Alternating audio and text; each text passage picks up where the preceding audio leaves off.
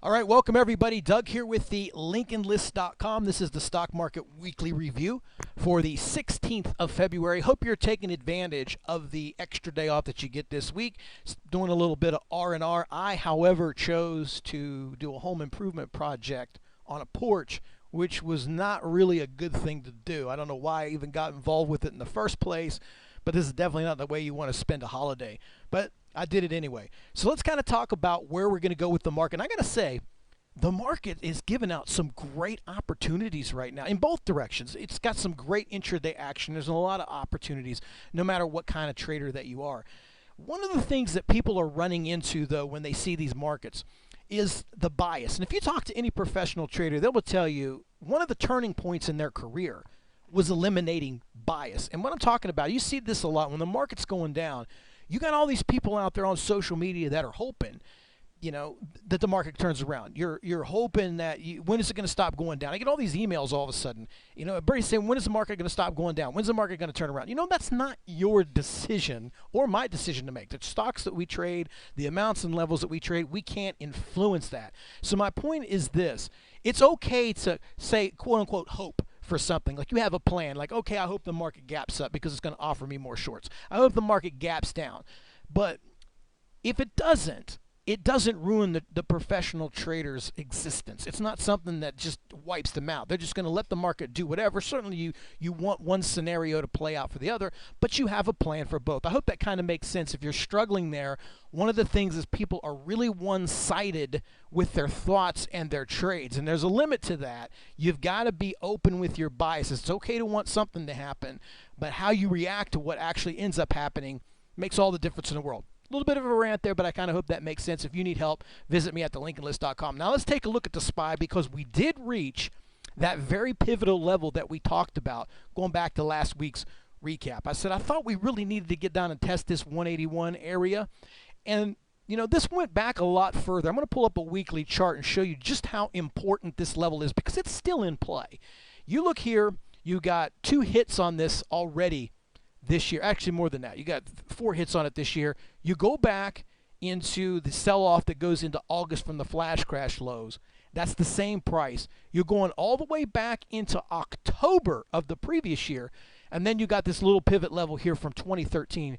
So this number that you're looking at right here on the SPY is 3 years worth of support. This is a valuable number, so it's not really that, it's not out of the way that the thing bounced off of there.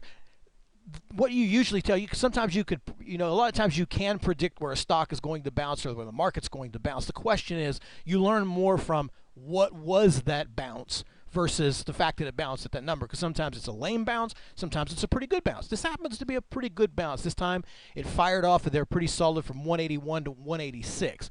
As we move forward, I'm going to stick with what I've been saying here the whole entire time we've been doing this.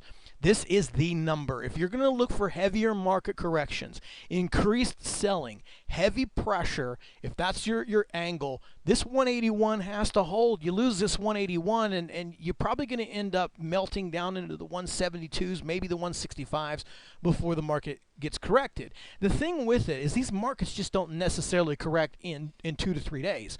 This might be something where you're going to have to pay attention to this bounce. If this bounce gets sold off early on in the week or towards the middle of the week, that would be cause for concern that you might see a breach of this 181. But until we really close under that, I couldn't see any heavier pressure, say flash crash selling or flush out selling. But keep an eye on that number. You're still close by. It rallied off there pretty good. That's important. Now, if you're looking at the upside, I can't say you're going to get any real solid action until about the 193. So this is the range that you're dealing with right now. 193, 194 to the upside, 182s to 181s to the downside. It might just chop back and forth in here for months. I don't know. But these are 2 areas of concern because you're in the middle here. So at some point, one day in the future, whether it's this month or the end of the year or next year, it will break this level and you'll probably see larger, more exaggerated moves. But anyway, a pretty good bounce there that we had off that 181. We'll see how things progress. Now, as we look at some stocks, I thought what you saw Friday, it's still hard for me to buy into any consistent rally. And when I say consistent rally, I'm kind of matching rallies compared to what we were seeing in 2013 and 14, where every dip got bought. Not quite the same theme. And what happens a lot of times is somebody sees these rips, these rallies, and they buy into the first 2 or 3 green bars, and it's like, okay, the world's good again. Well, that's not necessarily the case. I'm not really convinced in any sustainable rally at this time. That could change, but as I'm doing this, I'm not. So I want to look at some of these stocks I thought just got maybe a touch, just maybe a touch out of control on Friday. No, not huge out of control, but some of these stocks got up, and maybe they'll set up well. First on the list is Ellie. I like this stock. I've had some pretty good success trading it on the days that it's gone parabolic. It's been pretty predictable and hasn't been too much of a pain. Sometimes there'll be a pain like a CRTO, if you remember that from last week. But you're here at resistance. This was good. It shot right into this thing first thing in the morning. This was a good trade for us. And one of the things I say, what I like about shorting these, if you saw some of the videos I've done, and you can go to the website and see them, going into support and resistance with speed and price is a big thing. You look here, they had a lot of resistance on this stock at 75.61. It opens, and I know earnings is a good gap, but this thing shoots up way outside of range, tags that number almost to the penny. It's really a no-brainer short. I mean, maybe you lose on the short. Yeah, let's say it goes to 80, but that's a short you got to take. You got that much speed, that much price going into. I like that setup. Now, if it's able to squeeze back up again, it has to go parabolic. But if it pulls that same maneuver, 5-6 open, and comes up into this resistance, say 78s, I'll try that again. If that scenario doesn't happen, I don't think I wouldn't want to short it, because when I'm talking about shorting, I'm just taking advantage of small price in fluctuations on these stocks, just pullbacks. Just trading from here to here, because I'm a day trader. That's what I do. So that's my price. I'm not saying that the company's going to go all the way to zero. It's going to long term. Some people get so offensive when you start talking about shorting stocks. You can always tell how much hope people have. Because you start shorting a stock, you say something on social media, somebody comes out of the woodwork, says, dude, you're going to get smoked.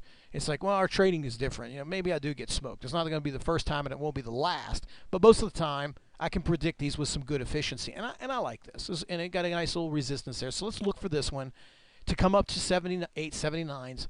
Starting out the day, maybe we get a little follow-over rally, and it goes. I tell you who else I like. I love WYNN. Well, I shouldn't say that. Let me say I like WYNN. I can't say I love WYNN, because I've had a love-hate relationship on this one.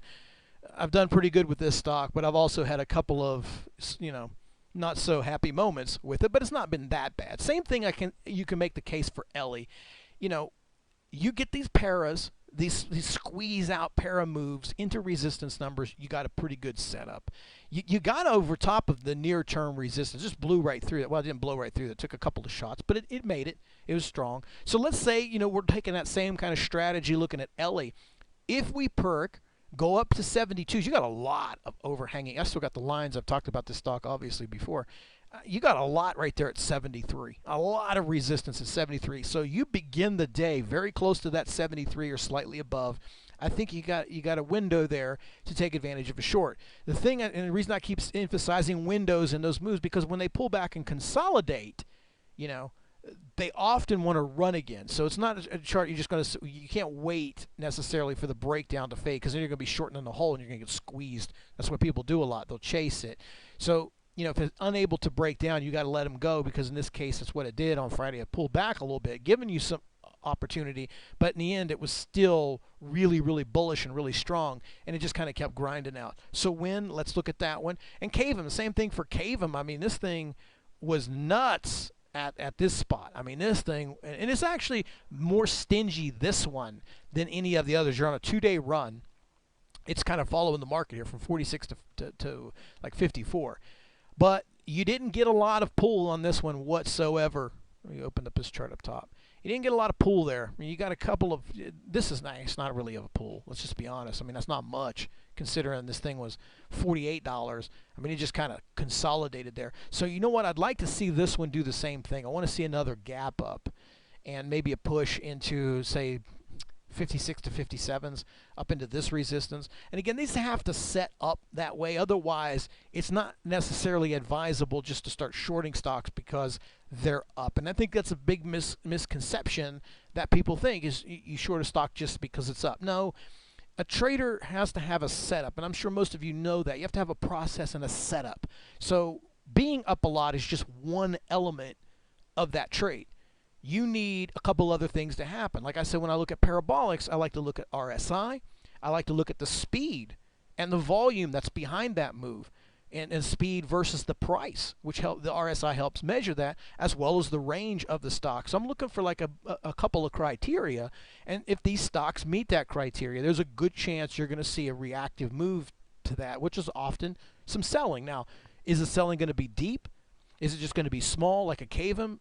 You don't know that unless you get in the stock, and I think it's that way with every process that you, or every strategy that you have. You don't know necessarily, despite what all the indicators say. You're not really sure what the stock's going to do. You got to get in it based on the setup. Sometimes it'll surprise you, sometimes it will upset you, and everywhere in between. So that's what I kind of mean with this. And if you're struggling with your trading, and one of the reasons I say this all the time is this is why.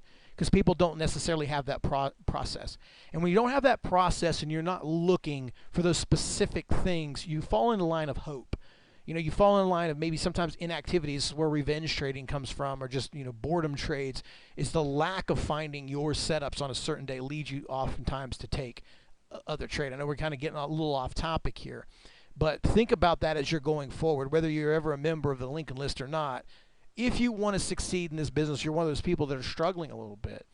That's one of the areas that is usually the main culprit, is not following the process that you're laying out for yourself. The thing about us as traders is what works for somebody, what process maybe that I have, or the way I do things, may not gel with someone else. It doesn't mean it's not a bad idea, it just doesn't work for you.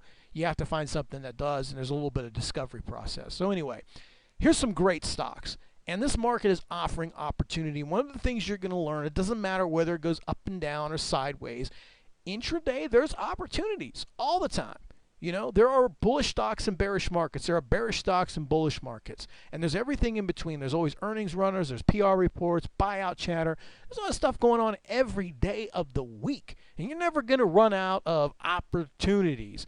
You just got to be patient. Sometimes it'll take them a little longer. Sometimes they'll show up in patches, and other times that they won't.